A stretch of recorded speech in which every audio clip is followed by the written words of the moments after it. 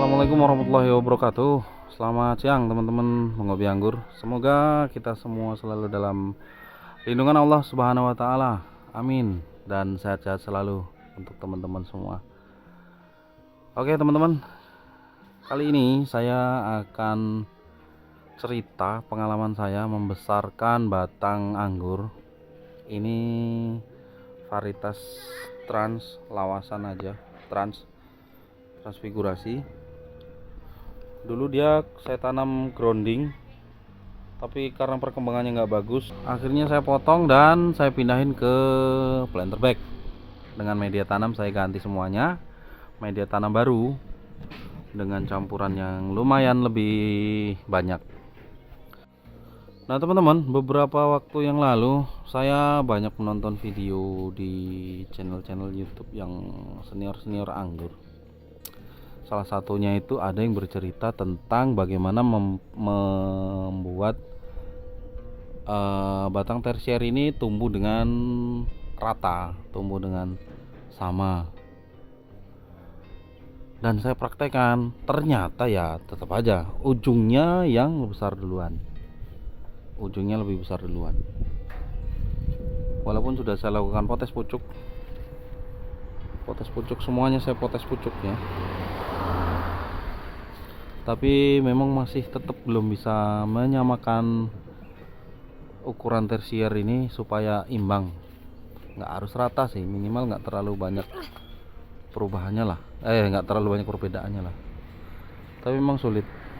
Kemudian ada salah satu channel video itu yang tentang orang Thailand itu ya, yang bercerita tentang bagaimana sih supaya tersier itu bisa cepat besar. Nah, dari video-video sebelumnya ini kontroversi sebenarnya. Kalau di video-video yang lain banyak senior-senior anggur itu mengatakan apabila ada tumbuh tunas air di sini, apabila ada tumbuh tunas air di tersier yang dekat ke sekundernya, jangan dibuang, tapi dipotes saja, sisain 1 atau 2 daun untuk mencegah batnya pecah. Ternyata berbeda dengan apa yang disampaikan oleh orang Thailand itu. Nah, kalau orang Thailand itu bilang setiap tunas air yang tumbuh di tersier ini harus dibuangi semua. Nah, saya akhirnya bingung. Saya kan nggak ngerti apa-apa nih. Jadi belajarnya juga dari YouTube doang. Dan ternyata semakin banyak kita buka channel di YouTube itu semakin bingung kita dengan informasi informasi yang kita dapatkan. Yang ini metodenya begini, yang ini metodenya begini, yang satu lagi beda lagi metodenya. Ujungnya kita sendiri yang bingung. Sebenarnya bagaimana perlakuan terhadap tunas air yang tumbuh di tersier? Karena bingung, akhirnya saya coba praktekin semuanya. Tidak semuanya. Saya coba praktekin satu persatu. Yang di sini itu tunas air semua saya buang. Nggak ada tunas air kan di sini. Nah, di setiap tunas air ini saya buang semua. Tunas air yang tumbuh ini saya buang semua. Saya tidak peduli apakah nanti batnya mau pecah atau enggak. Kalau pecah tinggal kita buang gitu. Nanti pas pembuahan ya kita tumbuhin lagi gitu. Prinsip saya begitu. Dan ternyata memang lebih cepat besarnya. Nah, seperti ini contohnya. Ini tunas air yang tumbuh ini. Ini kalau yang awal-awal dulu, ini kan dipotes pucuk begini. Nah, dibuang pucuknya, disisain 1 daun dengan tujuan agar batnya ini tidak pecah. Tapi ternyata bat yang ini tidak pecah. Tapi ternyata yang orang dari Thailand itu mengatakan ini buang aja. Dibuang begini sampai bersih, sisain batnya aja. Jadi saya coba ikuti yang itu, yang kata orang dari Thailand itu, bahwa ini kita buang, betul-betul buang. Tunas airnya itu kita buang semua. Subur-subur. Ini juga kita buang. Ini kemarin kita udah potes pucuk, kita hentikan di sini. Dan ternyata tumbuh tunas airnya yang betul-betul subur. Dan itu harus kita buang. Dan apa yang saya alami memang pertumbuhan tersiernya ini pertumbuhan tersiernya ini memang lebih cepat dari yang tidak kita buang tunas airnya tadi. Jadi metode pepes pucuk itu menurut pendapat saya pribadi adalah menghentikan pertumbuhan di salah satu cabang ini dengan tidak mengizinkan apapun tumbuh di sini, termasuk tunas air baru, termasuk bat misalnya pecah, kita buang dulu untuk mendapatkan tersier yang kita inginkan. Jadi kalau menurut saya itu sih, karena dari beberapa bulan yang lewat saya coba praktekin begitu, memang ini cabang tersier yang ini di trans ini perkembangannya memang cepet banget, gedenya cepet. Ini ada tunas baru, ini kita buangin aja. Menurut saya loh ya, jangan dicontoh kalau teman-teman nggak yakin. Kalau saya mah modal nekat. Saya yakin aja nanti kalau misalnya waktu mau dibuahkan masih ada tersimpan bat di sana. Nyatanya ketika kita foundation pruning, bahkan ketika ini dihabiskan, itu pun masih ada bat yang bakalan tumbuh. Artinya kalaupun di tersier yang ini kita buang juga habis sampai ke batnya pecah, saya yakin juga masih ada cadangan bat di dalamnya. Kemudian satu hal lagi yang menjadi pemikiran saya adalah perbandingan jumlah cabang yang ada, baik itu panjang sekundernya ataupun jumlah tersiernya, itu dipengaruhi oleh ini juga.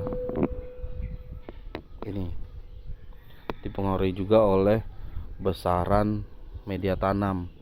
Kalau media tanamnya itu nggak cukup besar, saya juga yakin pertumbuhan yang lainnya terlalu banyak nggak akan ngangkat.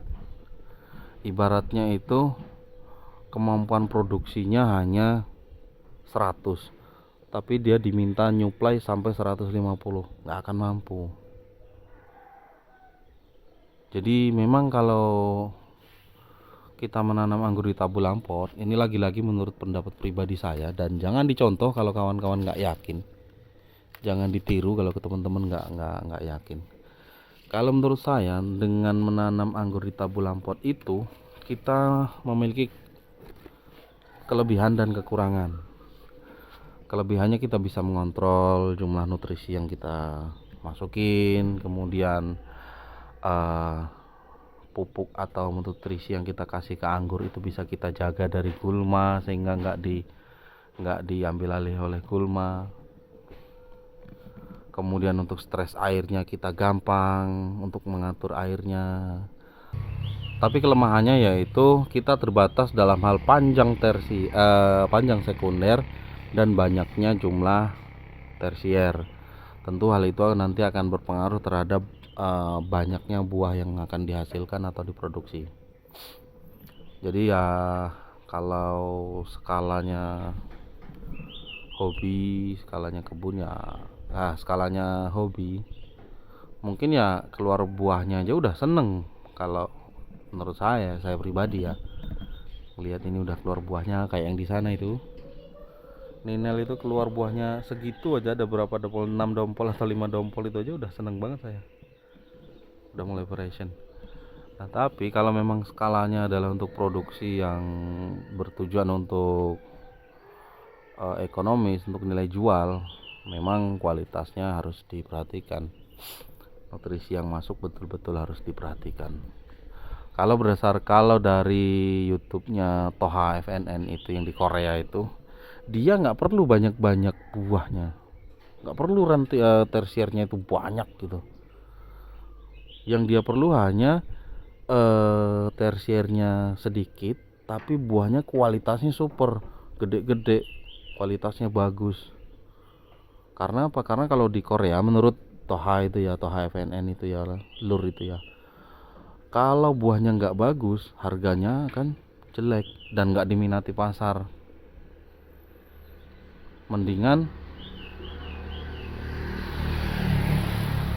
Mendingan dia tumbuhkan sedikit tersier, tapi nanti hasilnya bagus, harga jualnya tinggi. dan imbang juga, ujung-ujungnya imbang juga, banyak tapi murah, sedikit tapi mahal, imbang juga. Nah, beda lagi ilmunya dengan orang Korea itu. Kalau menurut orang Korea itu, orang Thailand itu, satu batang anggur ini bisa diperpanjang sampai 6 meter. Katanya menurut beliau, eh, kita menanam anggur tujuannya untuk membuahkan, untuk mendapatkan buah. Semakin panjang sekunder, semakin banyak tersier. Semakin banyak tersier, semakin banyak buah yang bisa kita hasilkan. Ada benarnya, karena anggur ini dia akan sanggup untuk membuahkan sampai kemana aja menurut saya, selama akarnya mampu untuk menyuplai nutrisi ke bagian-bagian yang membutuhkan. Dari sekian banyak anggur yang saya tanam, ada 19 varian. Beberapa saya praktekkan untuk membesarkan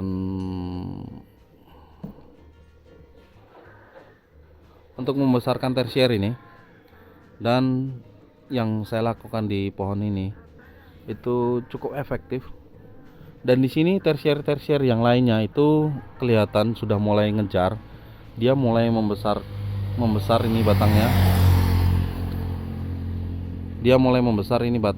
Mudah-mudahan nanti bisa seimbang. Tapi kalau untuk yang kordon ke sana, yang kordon satu lagi, itu saya nggak yakin. Saya akan pertahankan dulu sekundernya aja. Saya belum akan membentuk tersier di sana karena nutrisinya masih lari ke sini semua. Oke teman-teman, sampai di sini dulu ocehan saya kali ini. Semoga dapat memberi tambahan informasi dan memberi referensi terutama bagi saya sendiri.